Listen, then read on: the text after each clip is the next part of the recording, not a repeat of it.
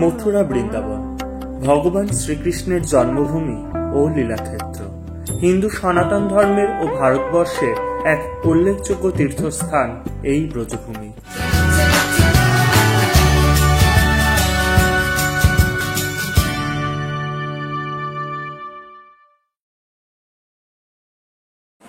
আমার চ্যানেলে আপনাদের সবাইকে স্বাগত।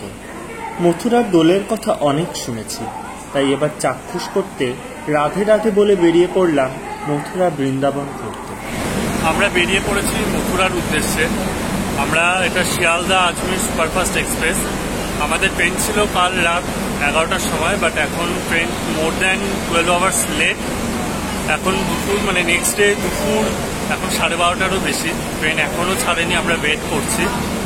নেক্সট টাইম আপনারা যারা এই ট্রেনটা অ্যাভেল করবেন একটু হিস্ট্রি চেক করে নেবেন। ট্রেনটা কিন্তু ইঞ্জিনিয়ারিং খুব লেটই করে, সেই বুঝে আপনারা টিকিট কাটবেন।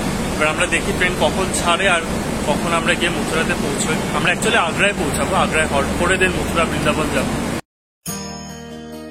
অবশেষে ট্রেন ছাড়লো নির্ধারিত সময়ে 15 ঘন্টা পর, দুপুর 2টোয়। কলকাতা থেকে সরাসরি মথুরা আসার জন্য রয়েছে কলকাতা আগ্রা ক্যান্টনমেন্ট এক্সপ্রেস। এছাড়াও যে কোনো ট্রেনে আগ্রা বা দিল্লি এসে সেখান থেকে চলে আসতে পারেন মথুরা জাংশন। আমরা যেহেতু আগ্রা ঘুরে তারপর মথুরা পৌঁছবো, তাই আমরা এই দ্বিতীয় অপশনটাই বেছে নিয়েছি। আমরা এখন নেমে গেছি আগ্রা ফোর্ট স্টেশনে। আমাদের এখন নামিয়েছে প্রায় 11টা বাজে, নির্ধারিত সময়ের থেকে প্রায় অনেকটাই দেরিতে। যেহেতু কালকেও বললাম যে আমাদের ট্রেন অনেকটাই লেট ছিল, যেটা আমাদের ছাড়ার কথা ছিল 22 তারিখ রাত 11টায়, সেটা ছেড়েছে তার পরের দিন দুপুর 2টোর সময়। তো সেই হিসাবে আমরা এখন পৌঁছেছি আজকে রবিবার 24 তারিখ সকাল 10:30টা পরে, 11টাই বলতে পারেন। এবার আমরা এখান থেকে একটা টোটো বা গাড়ি কিছু একটা নেব, নিয়ে দেন আমরা চলে যাব আমাদের গন্তব্য হোটেলের দিকে। ট্রেন থেকে নেমে আমরা হোটেলে চেক ইন করে নিয়েছি। আমাদের হোটেলের নাম হোটেল রশ্মি। এক্ষেত্রে আপনাদের একটা জিনিস বলে রাখি, আপনারা ট্রেন স্টেশন থেকে বেরোবেন, স্টেশনে 1 নম্বর প্ল্যাটফর্ম দিয়ে বেরোবেন। 1 নম্বর প্ল্যাটফর্ম দিয়ে বেরিয়ে বাইরেই দেখবেন প্রচুর অটো, টোটো, গাড়ি, সমস্ত অপশন আপনারা পেয়ে যাবেন। সেখান থেকে নিজের পছন্দ মতো গাড়ি বুক করুন, বুক করেই চলে আসুন। আপনার যদি আগের থেকে কোনো হোটেল বুক করা থাকে সেখানে, বা আমরা যেখানে আছি সেটাও দেখতে পারেন। আমাদের হোটেলের নাম হোটেল রশ্মি। এটা হচ্ছে আমাদের হোটেলের রুফটপ, খুবই সুন্দর সাজানো গোছানো। বিকালবেলাটা চাইলেই আপনারা এখানে কাটাতে পারেন। হোটেল থেকেই দেখা যাচ্ছে তাজমহল, এবং এটা হচ্ছে তাজমহল যাবার রাস্তার ওপরেই। এই নিচে যে রাস্তাটা দেখছেন, এই রাস্তাটাই সোজা চলে যাচ্ছে তাজমহলে, এবং আমাদের হোটেল থেকে তাজমহলের ডিস্টেন্স ওই 500 মিটার মতন পড়ছে। একদমই সামনে হোটেল রশ্মি। চাইলে আপনারা বুক করতে পারেন। কন্ট্যাক্ট ডিটেলস আমি দিয়ে দেবো আমার ডেসক্রিপশনে। আর রুম ট্যুরটাও আপনাদের দেখাচ্ছি, রুম ট্যুরটা আপনাদের দিয়ে দিই। এটা একটা ডাবল বেডরুম, বিছানাটা মোটামুটি যথেষ্ট বড়। আমি যেহেতু একাই থাকবো, আমার জন্য তো অনেকটাই বড়। এখানে রয়েছে একটা সোফা, এসি রয়েছে। আমি যদিও এটা as a non AC room নিয়েছি। সামনে একটা বিশাল বড় মিরর রয়েছে, দেখতে পাচ্ছেন। রয়েছে টিভি, ওয়াইফাই পরিষেবাও রয়েছে, এটা বলে রাখি। তার সঙ্গে আপনারা এখানে পেয়ে যাচ্ছেন এরকম একটা ওয়ার্ড্রপ মোটামুটি যথেষ্ট স্পেসিয়াস। নিচেও অনেকগুলো জায়গা রয়েছে, চাইলে আপনারা এখানেও আপনাদের লাগেজ রাখতে পারেন। রয়েছে ডাস্টবিন। আর ওয়াশরুমটা আপনাদের দেখিয়ে দিই। এখানে বেসিন রয়েছে, শাওয়ার আছে। হোটেলে ফ্রেশ হয়ে বেরিয়ে পড়লাম আগ্রা ভ্রমণে। আমাদের প্রথম গন্তব্য 7ম আশ্চর্যের অন্যতম তাজমহল। তাজমহলে প্রবেশ মূল্য 50 টাকা, আর আপনি যদি মূল সৌধে প্রবেশ করতে চান সেক্ষেত্রে টিকিট প্রাইস হবে 250 টাকা। সোজা রাস্তা ধরে কিছুটা এগিয়ে এলে পরেই এরকম টিকিট কাউন্টার দেখতে পাবেন। এখান থেকে আপনারা টিকিট কেটে নিতে পারেন, এবং টিকিট কেটে আবার এই সোজা রাস্তায় এগিয়ে যেতে হবে তাজমহলের উদ্দেশ্যে।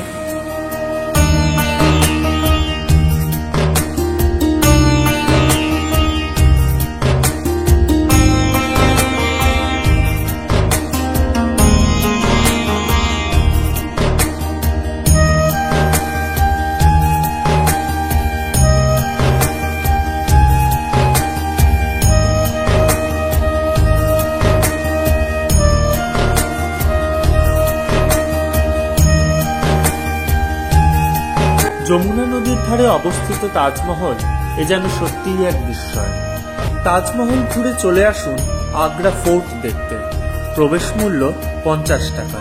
এক্ষেত্রে বলে রাখি, সূর্যোদয়ের সাথে সাথে জনসাধারণের জন্য খুলে যায় আগ্রা ফোর্ট, আর সূর্যাস্তের সাথে বন্ধ হয়ে যায় প্রবেশ।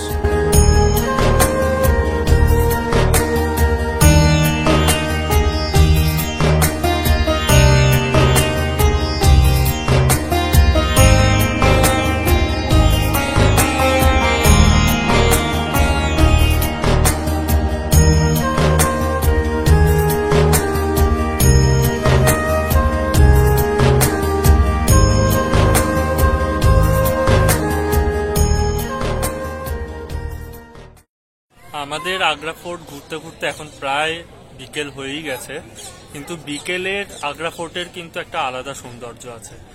মানে পড়ন্ত সূর্য, এখানে বেশ কিছু ফুলের গাছ রয়েছে, তার মধ্যে যে একদম শ্বেত শুভ্র সাদা সমস্ত কিছুটা, বাইরেটা যদিও লাল পাথর বা কিছু হবে আমি ঠিক শিওর নই, পুরোটাই লাল, কিন্তু ভেতরটা আবার অদ্ভুতভাবে পুরোটাই সাদা। জিনিসটা কিন্তু দেখতে সত্যি খুবই ভালো লাগছে।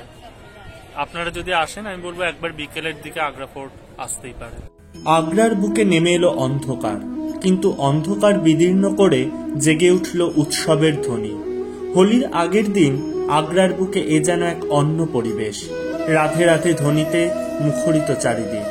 হঠাৎ বাইরে আওয়াজ পেয়ে বেরিয়ে এসে দেখা মিলল হোলিকা দহনের।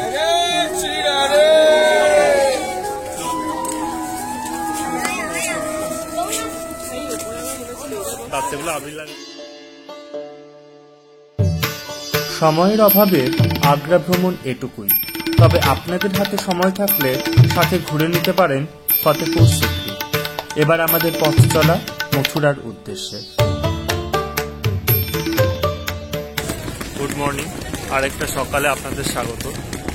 আমরা হোটেল থেকে চেক আউট করে বেরিয়ে পড়েছি। এখন আমরা এসেছি আগ্রা ক্যান্টনমেন্ট স্টেশনে। এখান থেকে আমরা ট্রেন ধরবো। ট্রেন আমাদের রিজার্ভ করা নেই, আমরা এখান থেকেই জেনারেল টিকিট কেটে ট্রেনে উঠবো। এখান থেকে মথুরা যেতে 1 ঘন্টা মতো সময় নেবে। তো আমরা এবার আগ্রা ক্যান্টনমেন্ট থেকে মথুরার উদ্দেশ্যে রওনা দেব। আমাদের হোটেল থেকে আগ্রা ক্যান্টনমেন্ট স্টেশন আসতে অটোতে নিল 150 টাকা। সেক্ষেত্রে বলে রাখি, আপনারা একটু যদি বার্গেনিং করেন টাকার অ্যামাউন্টটা কিন্তু একটু কমতেও পারে। আমরা আগ্রা ক্যান্টনমেন্ট থেকে টিকিট কেটে নিলাম মথুরার টিকিট পড়লো পার হেড 50 টাকা করে। এবার আমরা যাচ্ছি 1 নম্বর থেকে 2 নম্বর প্ল্যাটফর্মে, কারণ আমরা যে ট্রেনটা দেখছি গঙ্গানগর এক্সপ্রেস, সেটি 2 নম্বর প্ল্যাটফর্মে আসবে। জেনারেল টিকিট, এখান থেকে 1 ঘন্টা মতো লাগবে মথুরা পৌঁছতে। আমরা মথুরা স্টেশনে নেমে গেছি। নির্ধারিত সময়ের থেকে ট্রেনটা একটু লেট করেছে, তার ফলে আমরা একটু দেরিতেই পৌঁছেছি। এখন মোটামুটি 8:15 বাজে। আমরা এবার এখান থেকে রওনা দেব আমাদের যে বুক করা হোটেল রয়েছে তার উদ্দেশ্যে। সেখানে গিয়ে বাকিটা আমরা শেয়ার করছি। মথুরা স্টেশনের বাইরেই পেয়ে যাবেন অটো বা টোটো। দরদাম করে ভাড়া ঠিক করে চলে আসুন আপনার বুক করা হোটেলে।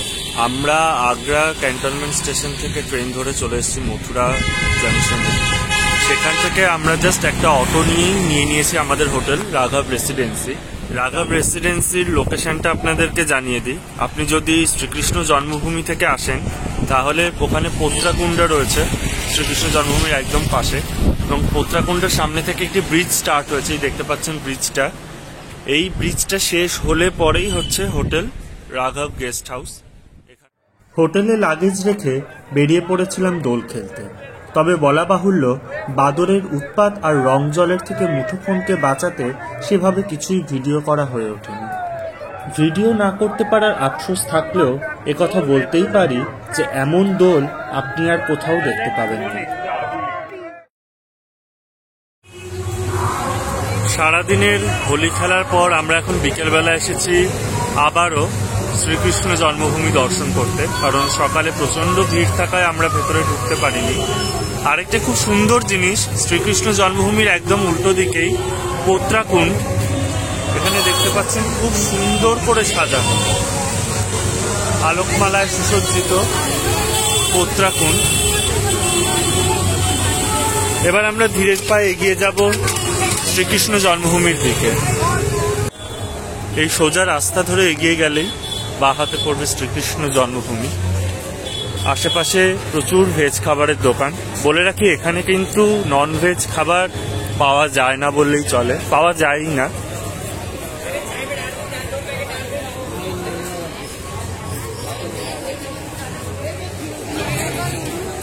পায়ে পায়ে চলে এলাম শ্রীকৃষ্ণ জন্মভূমির সামনে। ভেতরে যদিও মোবাইল ফোন অ্যালাউ নয়, তাই আপনাদেরকে এতটা অবধি দেখাতে পারছি। এই হলো সেই কংসের কারাগার যেখানে কিনা শ্রীকৃষ্ণ জন্মগ্রহণ করেছিলেন।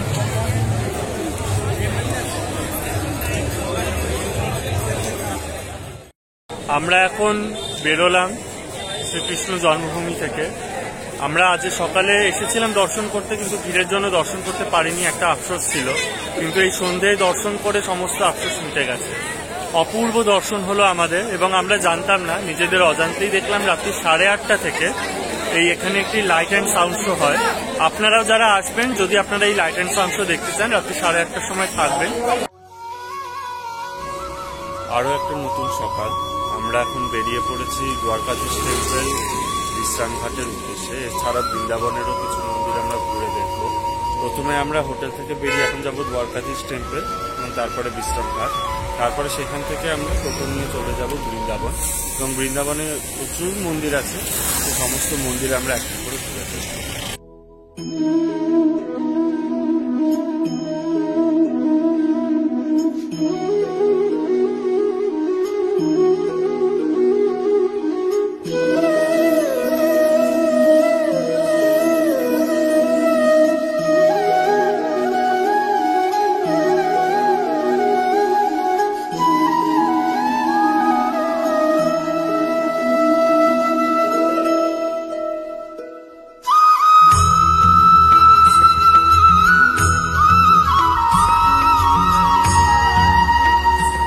বিশ্রামঘাট থেকে উঠে পড়েছি আমরা একটা ছোট নৌকা নিয়ে।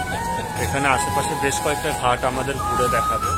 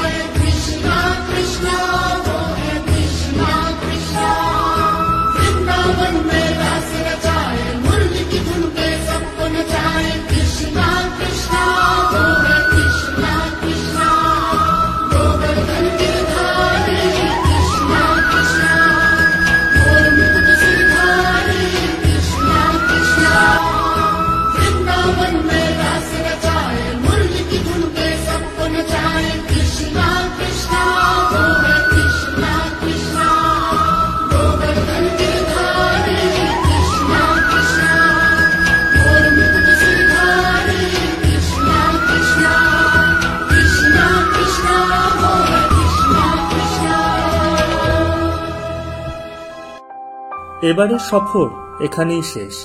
এবার পালা ফিরে যাবার আবার সেই কর্মব্যস্ত জীবনে, আর আবার কোনো এক নতুন সফরের প্রস্তুতির। আমার এরকম নানা জায়গায় ভ্রমণের নানা রকমের অভিজ্ঞতা এবং সেখানকার সমস্ত তথ্য জানার জন্য আমার চ্যানেলটি সাবস্ক্রাইব করতে ও বেল আইকন প্রেস করতে ভুলবেন না।